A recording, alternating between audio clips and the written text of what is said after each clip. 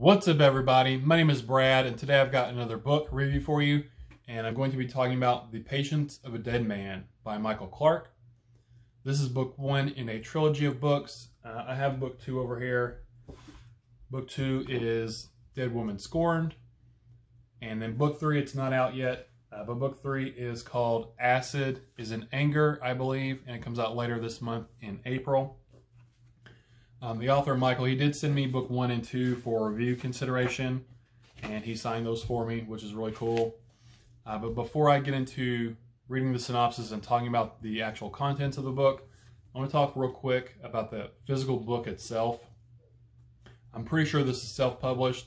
It says Michael Clark Books on the back, and I just want to talk about how pleased and I guess surprised I was with how high quality this book is. The cover is a fantastic cover. It looks great. It draws you in. It makes you want to read the book. This is actually his wife on the cover. She's on the cover of all of the books. But honestly, I do judge a book by its cover. So, if you've done your cover in MS Paint and slapped it together in 5 minutes, I'm probably not going to read your book. But the cover on this one's great. The spine looks good. The layout of it, the spacing. The back of the book looks great. It looks like a professional book from a big publisher. Again, the spacing, the layout. He's got a logo down here, his contact info.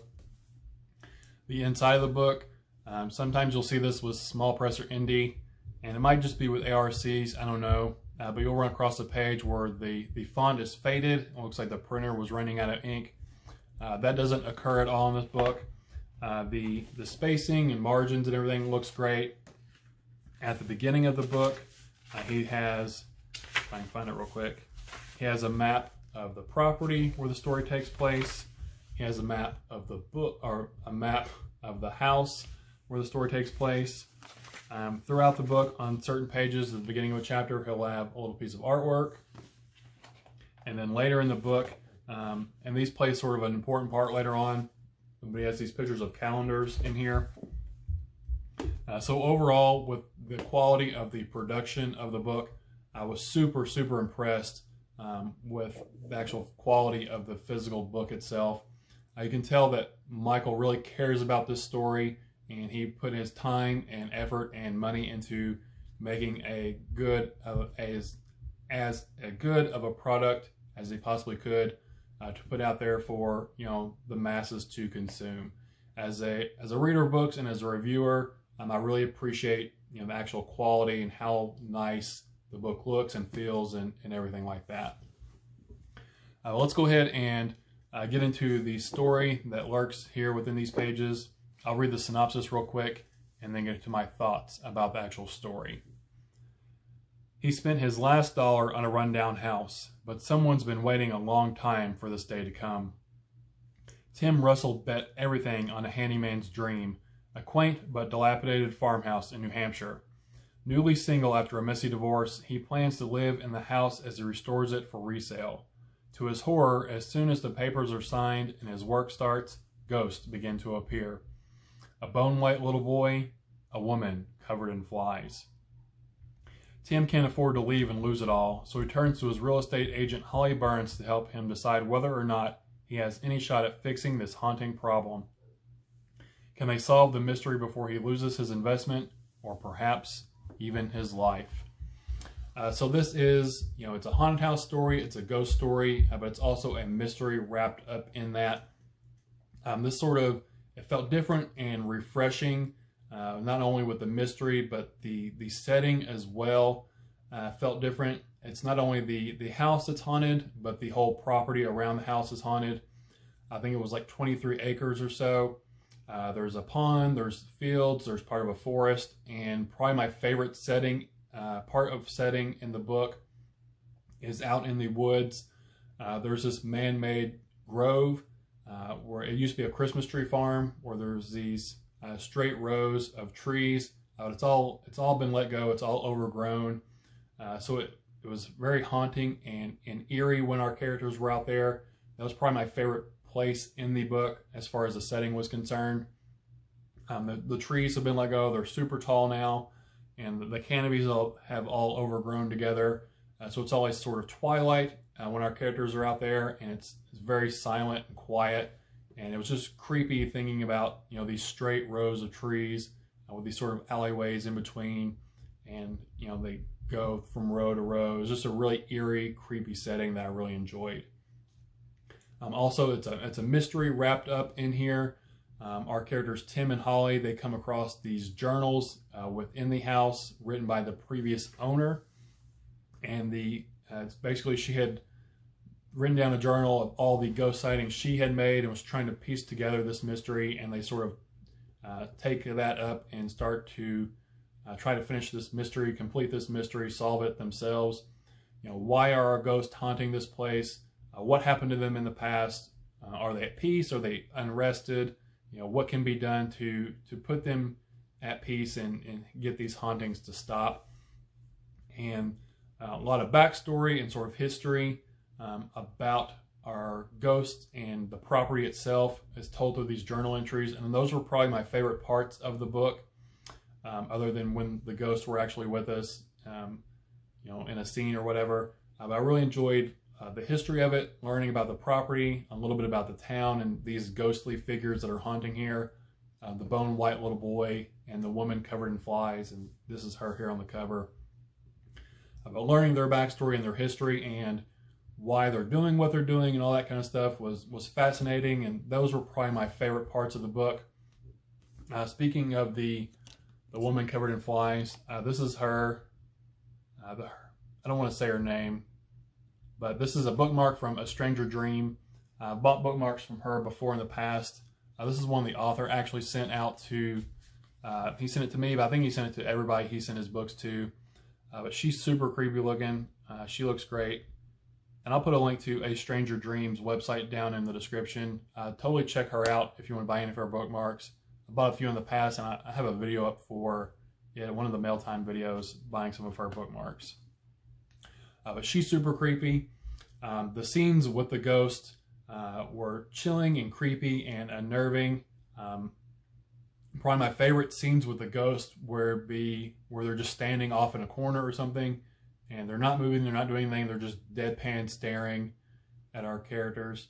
And you know, those scenes, there's one in particular, I don't want to give it away, but it totally calls me to, you know, the goosebumps raise up on my arm, the hairs on the back of my neck stand up. You'll be checking the corners of the room, you know, the dark shadows of your room. You'll feel like someone's watching you. The author did a great job of sort of giving you this unnerving, uneasy feeling while reading this book that, you know, someone's always behind you, you know, right behind your shoulder, or someone's watching you from the corner. I really enjoyed those scenes here in the book. If I had to have a complaint or criticism with the book, it's not a big one, but Tim and Holly, they sort of form a romance and a relationship together within the book. The whole book, it only takes place over like a week or two until the end. It jumps time at the end, but our main story is just like a week or two, and they sort of form a romance together, and that felt a little forced, a little fast in my opinion. You know, Tim, he's fresh off a divorce. He's bought a new house. He's worried about, he's worried about his finances. He's being haunted, and to get all that wrapped up within a romance just felt a little much for me. But I did enjoy Holly as a character. She was a great character, and she plays an integral role in reading these journals and deciphering these clues and helping to figure out, you know, what this mystery is and how to possibly get rid of these ghosts, or, you know, solve this mystery of these hauntings at the end. Overall, it was a super fun read, really exciting. It was super creepy and frightening and chilling at times. And I liked how sometimes with haunted house stories, our characters are trapped there, and the reason they're trapped there, just it doesn't feel good, doesn't make sense. I liked the reasoning why Tim was quote unquote trapped here. He could physically leave the house. You know, the whole book doesn't take place there. He leaves and goes to town. He stays with Holly at her house and so on. So he's not actually trapped physically at the house, but he is trapped, you know, financially and sort of emotionally as well. You know, he can't just give up because it'll ruin him financially. He'll become bankrupt, and also fresh off his divorce. It was a messy divorce, like it says on the back. He does have 2 kids, and his ex-wife likes to play sort of his mistakes and his mess-ups against him when the children are involved, sort of making him look like a bad guy. So he feels like he's forced to stay here, not only financially, because if not, he'll go bankrupt and lose the little business he has left. He's a construction worker. He has a construction business. He'll lose that. He'll lose sort of his independence and his freedom with that business. But then also he'll feel like his ex-wife will turn that against him, sort of make him look like a bad guy in the eyes of his children. So he feels like he has to stay here.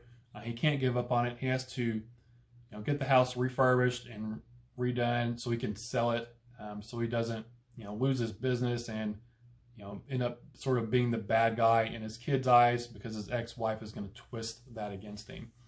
So I like that bit of a different take on why he's sort of stuck here than he's actually trapped. He can't get out of the house and whatnot.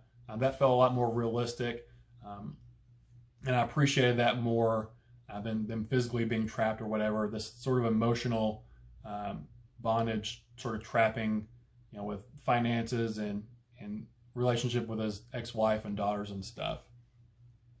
I don't want to say too much more about it.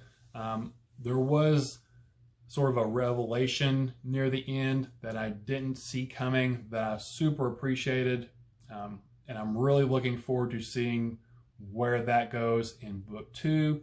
From what I've heard, book 2 delves a lot into the backstory of her a lot more, and I loved everything with her. She's super creepy, she's nasty, she's vile, she's full of hate and anger, and we don't know why, and our characters don't know why, and that's what they're trying to figure out.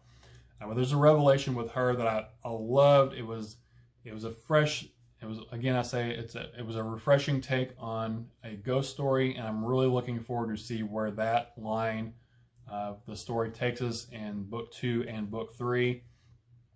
And the last, I don't know, 50 pages or so, I couldn't put the book down to begin with, but the last 50 pages or so were enthralling, action-packed, fast-paced, lots was going on, and these revelations came that I really enjoyed, how all the puzzle pieces fit together at the end of the day.